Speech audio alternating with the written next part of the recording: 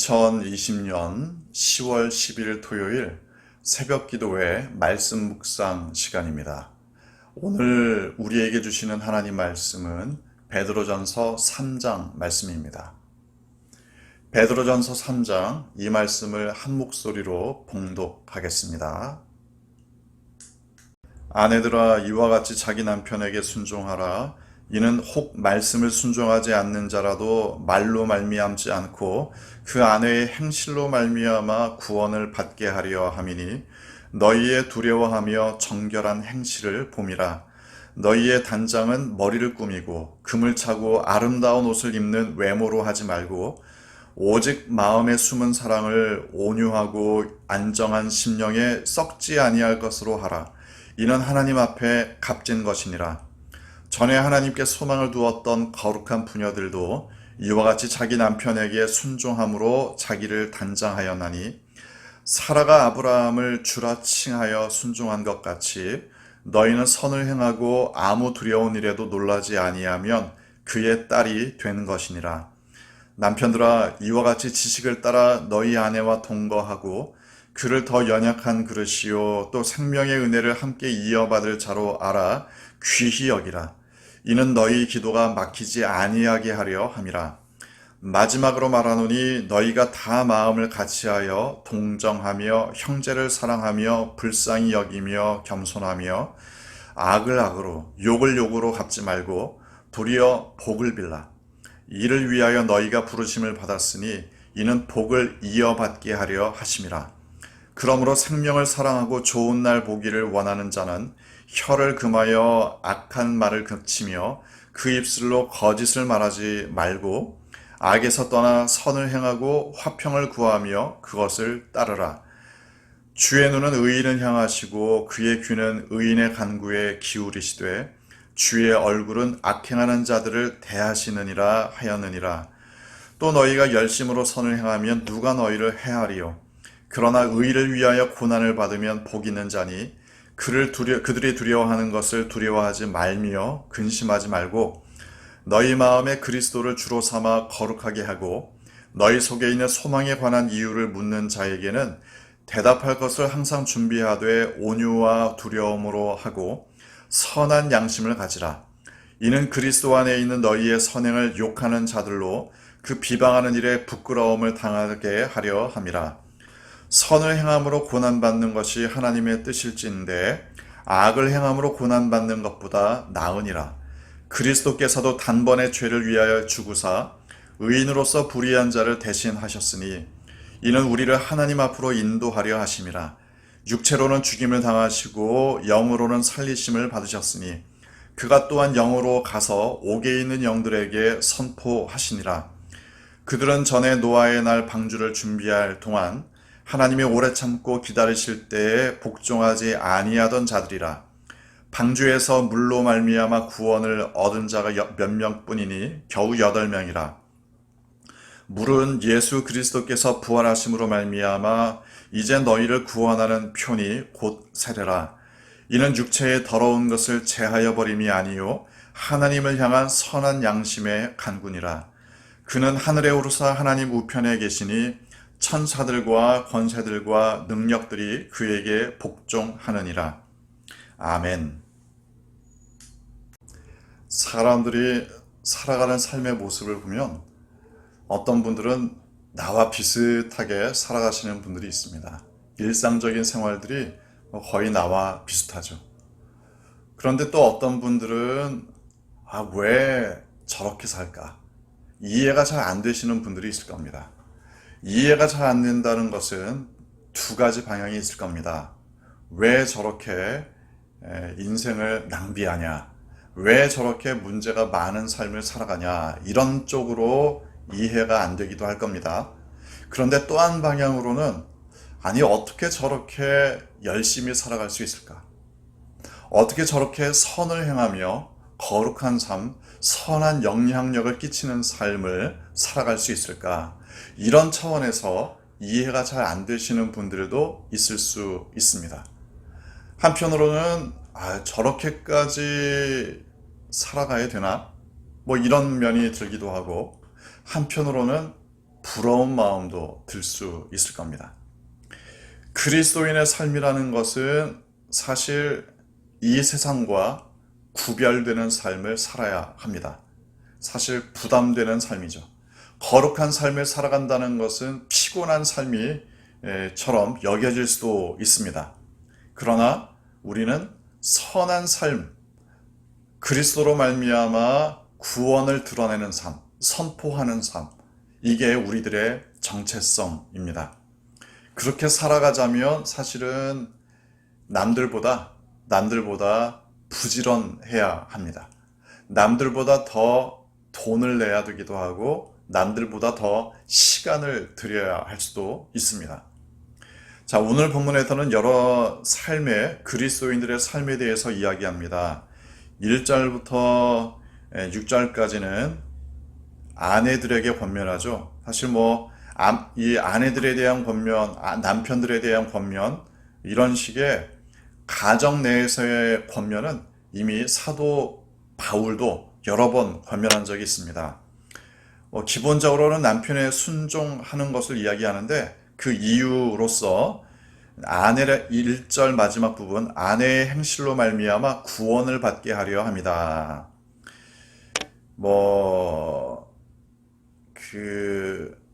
예쁘게 옷 입지 말아라. 이게 핵심이 아닙니다. 치장을 하지 말아라. 이것도 핵심이 아닙니다. 그게 아니라 어디에 소망을 둘 것인가. 5절, 하나님께 소망을 두었던 거룩한 부녀들.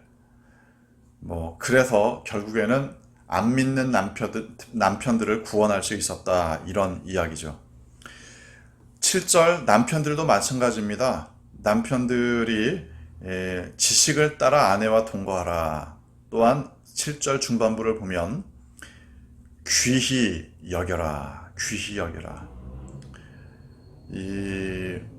사실 남성 중심주의, 가부장적인 사회에서는 여성을 좀 귀히 여기지 않는 그런 분위기가 있을 수 있습니다. 여성에 대해서 남성들이 자기보다 약한 존재, 또 마음대로 부려먹어도 되는 존재, 아니면 성적인 도구, 이렇게 여긴다면 이건 하나님의 창조의 섭리에 어긋나는 관점들일 겁니다. 사회적으로, 육체적으로 남편들이 아무래도 힘이 더 있던 시대였지만 그런 시대에도 아내를 귀히 여기라. 왜냐하면 7절 중반부에 있는 것처럼 생명의 은혜를 함께 이어받을 자로 알아야 한다. 생명의 은혜를 함께 이어받을 사람이다. 이게 남편이 아내가 남편을 바라볼 때 바라봐야 되는 관점입니다. 인간적인 힘의 논리에서 벗어나야 됩니다. 남자 위에 여자가 있는 것도 아니고 여자 위에 남자가 있는 것도 아닙니다. 그리스도 안에서 모두가 다 하나일 뿐이고 인간적인 힘의 논리에서 벗어나서 서로를 하나님의 형상대로 지음받은 사람으로 인정하며 귀히 여기며 살아가야 합니다. 자, 이런 마음으로 살아갈 때 8절 마지막으로 사실 한 장이 더 남아있긴 한데 마지막으로 베드로가 이렇게 권면합니다. 마음을 같이하여 동정하라. 형제를 사랑하라. 불쌍히 여기라. 겸손하라. 9절 악을 악으로 욕을 욕으로 갚지 말고 도리어 복을 빌라. 전장인 베드로전서 2장에서도 이미 우리가 어느 정도 본 내용이기는 한데 아무튼 우리는 살아가는 삶의 방법을 선하게 사용해야 합니다. 악을 악으로 갚는 것, 이건 그리스도인들의 방법이 아닙니다. 악으로 피해를 입었지만 선으로 갚아주는 것, 이게 그리스도인들의 방법입니다. 사람들의 입장에서는 이해가 안 되죠. 야, 너 그렇게 당하고만 사냐? 하지만 15절 마음에 그리스도를 주로 삼아 거룩하게 하고 너희 속에 있는 소망에 관한 이유를 묻는 자에게는 대답할 것을 항상 준비하라. 그리스도인의 삶의 지침은 선을 추구하고 악을 멀리하는 겁니다. 13절 열심으로 선을 행하면 누가 너희를 해하리요? 사회적인 규범으로는 반박할 수 없도록 살아야 합니다. 내가 살아가는 삶의 모습을 보니까 정말 바른 삶을 살아가고 선한 일을 하는데 그래도 내가 믿는 하나님을 난 믿지는 못하겠다. 뭐 이렇게 될 수는 있겠죠. 그런데 그게 아니라 네가 살아가는 삶의 꼬락서니를 보니까 그 하나님 알아볼 만 하겠네. 난 그런 거 안 믿겠다. 이렇게 되면 곤란하지 않겠습니까? 하나님 안 믿는 것에 대해서 받아들일 수 없다. 단지 믿음의 문제라면 그럴 수도 있습니다. 그러나 그리스도인들이 선한 삶을 살지 않아서 사회적인 책임을 다하지 않아서 만약에 우리가 공격을 받는다. 그건 그리스도인들의 문제입니다. 그리스도인들은 열심히 선을 행하는 것, 악을 악으로 갚지 않고 선으로 갚는 것이 삶의 자세입니다. 우리의 삶의 자세를 다시 한번 그리스도께 초점을 두어야 합니다. 18절 그리스도께서 단번에 죄를 위하여 죽으사 의인으로서 불의한 자를 대신하셨다. 예수님은 우리가 의인이기 때문에 십자가에 달리신 것이 아닙니다. 우리가 착하게 살았기 때문에, 우리가 괜찮은 사람들이기 때문에 십자가를 지신 것이 아닙니다. 우리가 불의한 자들이지만, 죄인이지만 우리를 대신해서 돌아가시고 다시 부활하셨습니다. 이게 오늘날 그리스도인들의 삶의 자세가 되어야 합니다.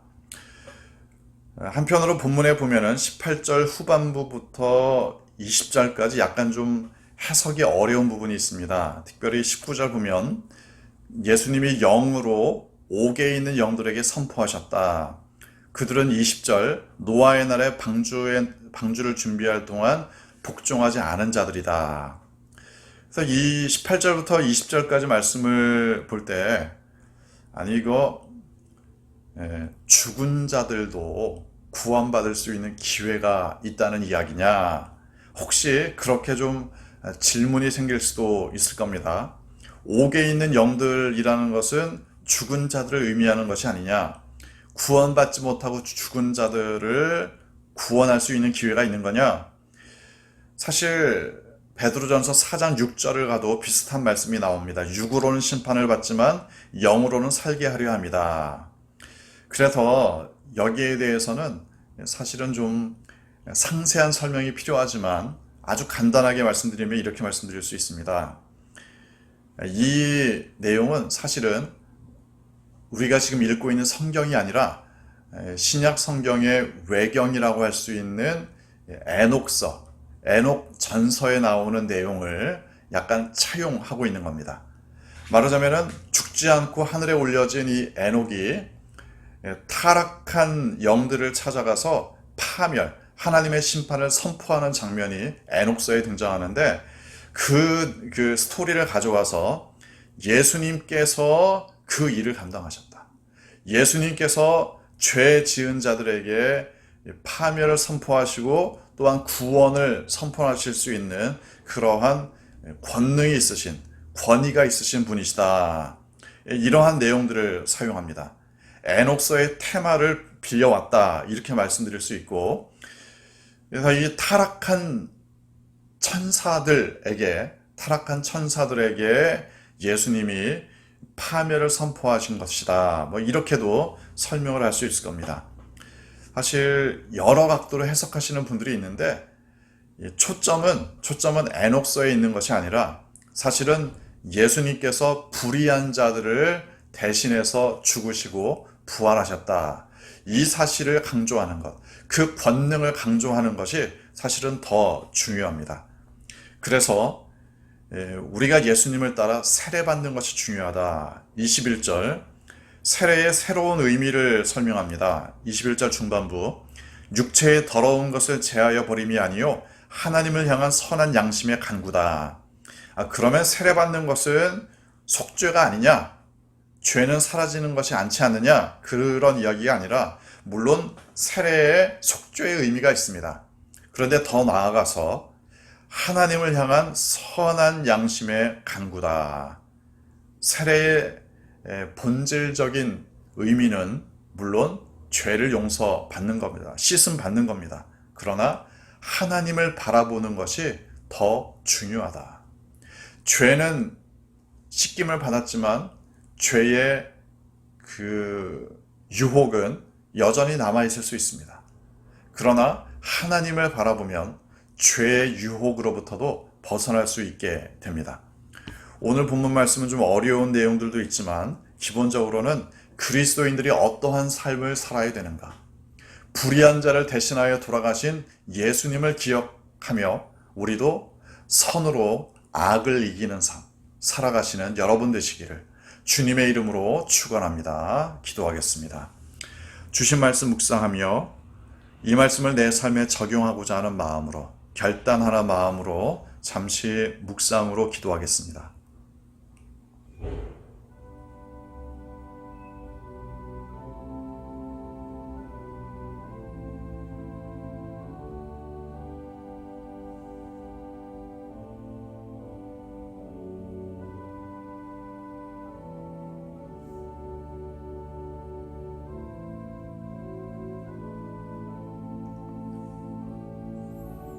아버지 하나님, 죄인인 우리를, 불의한 자들인 우리를 위하여 십자가 지신 그 사랑을 기억합니다. 우리도 이 땅을 살아가는 날 동안 죄인들을 위하여, 그들이 구원받기를 위하여 힘쓰는 삶 살게 하여 주옵소서. 악을 악으로 갚는 삶이 아니라 선으로 악을 이기는 삶 살게 하여 주옵소서. 그러므로 예수 그리스도를 본받는 삶, 십자가의 길을 걸어가는 삶 살게 하여 주옵소서. 아버지 하나님, 주님의 몸된 교회를 위하여 기도합니다.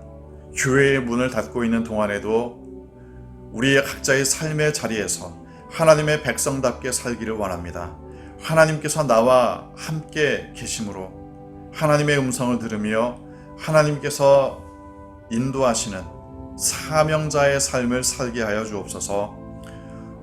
또한 이제 내일 예배 때 세례 입교식이 있습니다. 하나님 앞에서 믿음의 결단을 하며 이 믿음의 공동체의 일원이 되고자 하는 고백을 하나님께서 기쁘게 받아 주옵소서. 아버지 하나님, 또한 이 나라와 이 민족 주님께서 붙들어 주셔서 불쌍히 여겨주시고 오직 하나님께서 주인 되어 주시기를 간구합니다. 하나님의 공의와 사랑으로 이 땅을 다스려 주옵소서. 또한 이 한반도에 진정한 하나님의 평화가 임하기 원합니다. 그러므로 북한 땅에도 자유롭게 복음을 증거할 날을 허락하여 주옵소서. 아버지 하나님, 온 세상의 주인 되신 주님께서 또한 많은 선교사님들과 교회들을 통하여 수많은 영혼들을 구원하시기를 원합니다.